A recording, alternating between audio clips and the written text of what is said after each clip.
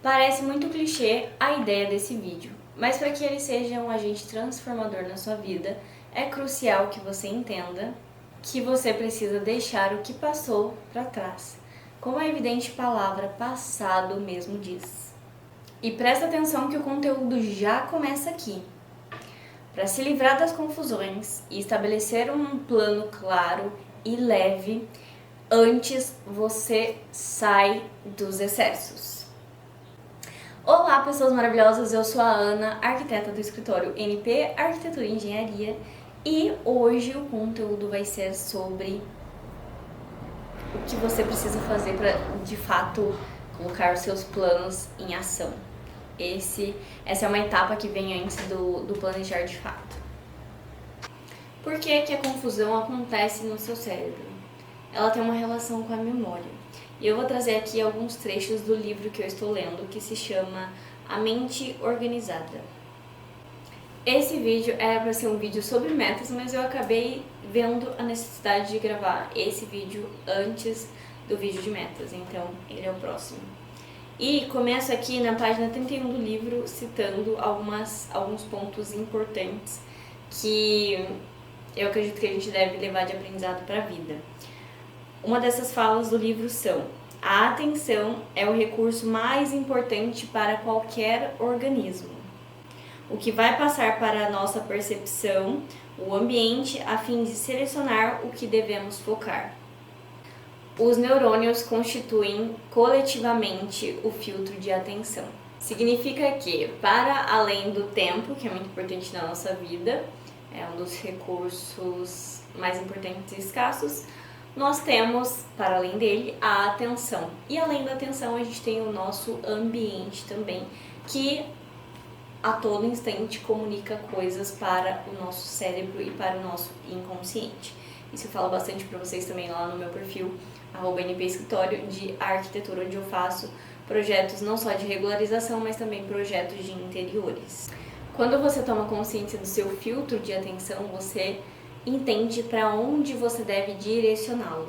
E eu tenho um slogan também que eu gosto muito de falar e refrisar várias e várias vezes, que é: cuidar do seu ambiente é cuidar de você.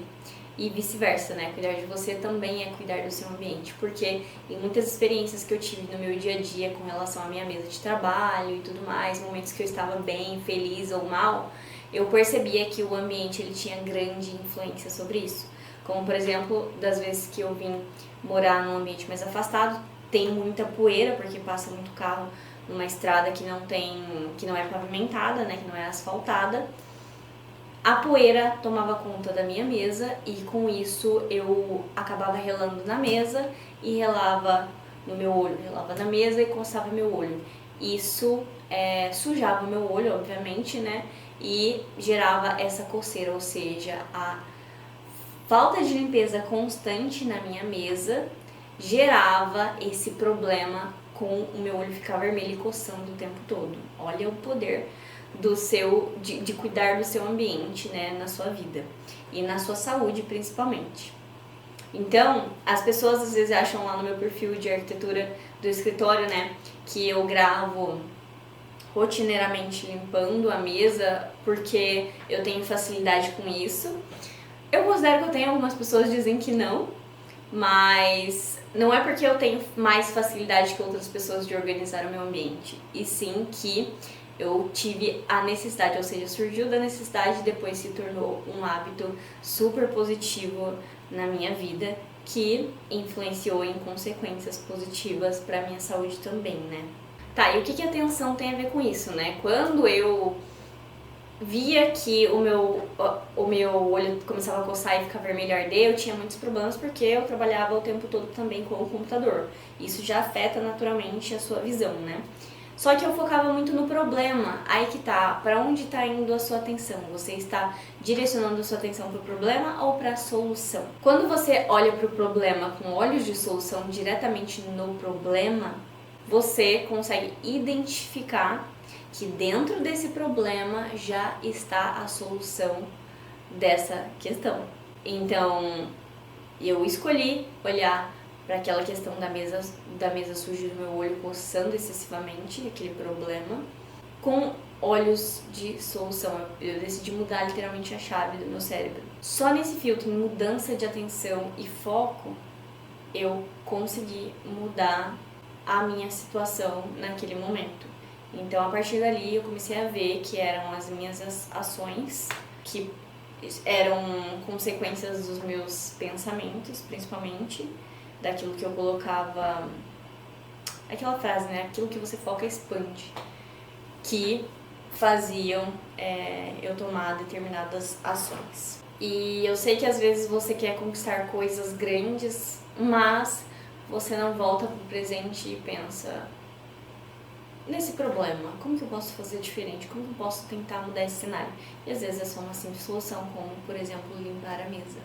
Mas seguindo aqui o fio, às vezes você quer conquistar muitas coisas e coisas grandiosas demais, visto o lugar que você está, o lugar que você se encontra hoje. Mas não adianta você desejar tantas coisas, desejar o mundo inteiro, se você não sabe nem para onde você quer ir, aonde você quer chegar. Você não sabe o que você quer. E tem uma fala do filme da Alice no País das Maravilhas que é muito clichê também, mas muito óbvia, que todo mundo deveria tomar consciência dessa obviedade, que é a conversa dela com o gato, né? Que é aquela assim, pra quem não sabe onde quer chegar, qualquer caminho serve. E é definitivamente isso. Não adianta você listar infinitas metas e metas grandiosas demais se você não sabe o que você quer fazer, e quando você não sabe o que você quer, você não sabe o que você tem que fazer. Uma das coisas que eu percebi agora no final de 2023, que mudou a minha cabeça também em relação a metas, foi tomar ciência e perceber que muitas metas que eu tinha, pessoais, principalmente porque agora eu separo metas empresariais de metas pessoais, as minhas metas pessoais estavam todas misturadas. E muitas delas, as mais grandiosas, as quais eu focava, eu não percebia, eu não tinha percebido até então de que elas eram metas que eram metas de consequência. São metas que eu pessoalmente chamo de metas de consequência, que são aquelas metas que não são as tarefas propriamente ditas, e sim são consequências das várias atividades e outras tarefas que provavelmente você listou, mas não estava focando até então. Quais eram elas? Por exemplo, comprar um carro. É um objetivo, uma meta grande, dependendo da sua condição, para a maioria dos brasileiros mas não adianta você focar em comprar o carro da forma errada, se você não tem condições para isso, e se você não está focando nas outras atividades que são essenciais para que você compre o carro, que é uma consequência. Comprar o carro não é uma atividade, e perceber essa obviedade me trouxe um senso de opa, acho que eu preciso reformular a ordem de necessidade e prioridade das minhas metas e, de fato, focar nas micro tarefas. E é interessante que no livro o autor cita na página 62 que uma pessoa altamente bem-sucedida tem um sistema de duas categorias: coisas para guardar e coisas para jogar fora. E isso se estende para todos os setores da vida dessa pessoa. Então, pessoas bem-sucedidas dificilmente têm essa confusão mental de forma constante, porque são muito bem organizadas com tudo o que acontece na sua vida. Elas têm não só o filtro de atenção muito bem aguçado, como também o filtro de organização e coisas que são definitivamente úteis e coisas que não são. E não ficam só recebendo e acumulando. Isso é interessante também, não só para os nossos ambientes, né? Acumular coisas, objetos físicos, materiais, móveis e etc. Mas também para o nosso cérebro, a nossa parte mental. Então, quando a gente se enche de muito conhecimento, eu quero receber, eu quero ler todos os livros, tem uma página que ele fala também sobre isso. Se eu quiser ler todos os livros do mundo para adquirir todo o conhecimento e sabedoria, eu não vivo a minha vida. Então, é o deixar esses excessos para focar naquilo que é verdadeiramente importante na sua vida. Outras duas partes que me chamam a atenção no livro que ele cita na página 79 e 81. A primeira ele fala assim, ó, o cérebro pega tudo que acontece com você e joga de qualquer jeito num grande armário escuro. Quando você entra lá procurando algo, só consegue achar as coisas grandes e óbvias. E aí ele complementa na outra página. No caso de haver acontecimentos semelhantes, ela recupera muitos ou todos deles, acontecimentos semelhantes, ou seja, o cérebro ele pega todos os acontecimentos semelhantes e como se ele acoplasse tudo num lugar só, misturando, gerando essa confusão. E aí ele geralmente cria uma espécie de combinação, de mistura genérica, sem que saibamos disso conscientemente. E aí ele cita, é por isso que é difícil de nos lembrarmos onde deixamos as coisas pequenas, como por exemplo celular, chaves, carteira e por aí vai, óculos de sol, porque durante o ano todo nós já deixamos esses objetos em tantos lugares diferentes que fica difícil de o cérebro lembrar o exato lugar que esse objeto fica. Ou seja, o cérebro ele tem dificuldade de achar aquilo que é relevante. Então é aquilo que as personagens organizers dizem, né? Criar uma casinha para os objetos terem um destino de retorno, mais ou menos isso. Porque você precisa ter um lugar para as coisas retornarem e se manterem continuamente organizadas. E o seu cérebro da mesma forma. Você precisa de um tempo de pausa e do recordar, que foi uma explosão no meu cérebro quando eu li no livro, de que você precisa do tempo ocioso e de esforçar o seu cérebro, os seus neurônios para se recordar dos acontecimentos úteis. E essa organização também tem que acontecer nos nossos dispositivos também, celular, computador e etc. É importante você fazer isso porque na nossa jornada nós já temos naturalmente muitas interrupções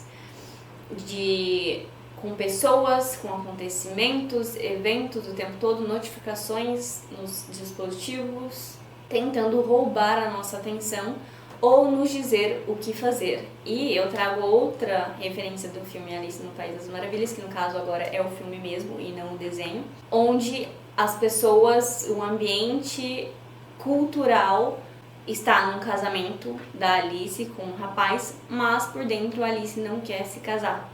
E aí que vem a decisão e o posicionamento de saber dizer não, né? Alice sabiamente disse num casamento, né, num evento, num dia impactante para a vida dela, muito importante para as outras pessoas também, mas ela percebeu que o casamento era importante, o evento e as pessoas que estavam ali crentes daquela união, né, que queriam que os dois ficassem juntos. Ela sabia que o mais importante era ela, a vida dela, que ela escolhesse para a vida dela, e o que ela queria escolher para a vida dela não era um casamento. E aí esse ponto foi marcante para mim porque ela diz um não bem grande na frente de todo mundo no altar pro noivo, tipo, do nada, não vou me casar.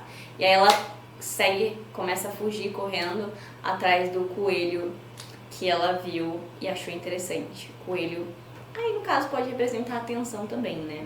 Na terceira temporada de Emily em Paris também tem uma referência disso, né, sobre dizer não, na dificuldade que a gente tem também em saber o que a gente quer, qual a decisão a gente precisa tomar, enquanto muitos à nossa volta nos condicionam a vida que eles julgam ideal para nós. Então tem que ter muita clareza. Então a Emily percebe isso e diz não para tudo que vai contra seus instintos, né? Ela começa a perceber isso durante a série e desenvolve essa capacidade de saber o que ela definitivamente queria para a vida dela e contra todos os instintos, desejos e intuição. A intuição dela falava, fica em Paris, enquanto que a chefe dela dizia, vamos para Chicago de volta. E julgou ela como louca, tipo, como assim você vai deixar a empresa que você trabalhou por muito tempo, os aumento de salário, as férias, etc, vários e vários benefícios para ficar num lugar que você acabou de chegar. e não conhece muita gente. Então a Emily falou, não, eu não vou pra Chicago.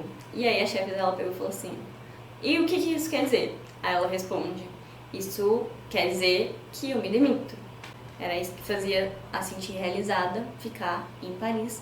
Então foi essa decisão que ela tomou, dizer não pro emprego fixo e garantido dela. E aí uma fala dela, interessantíssima, e aí a chefe dela fala assim, você tem certeza mesmo que quer abrir mão de tudo depois de ter se dedicado tanto? E aí a Emily genialmente responde, fulana, chefe, eu não tô abrindo mão, eu só estou me agarrando à vida que eu quero e ela está bem aqui em Paris. Isso foi assim, ó, 3 tapas na minha cara.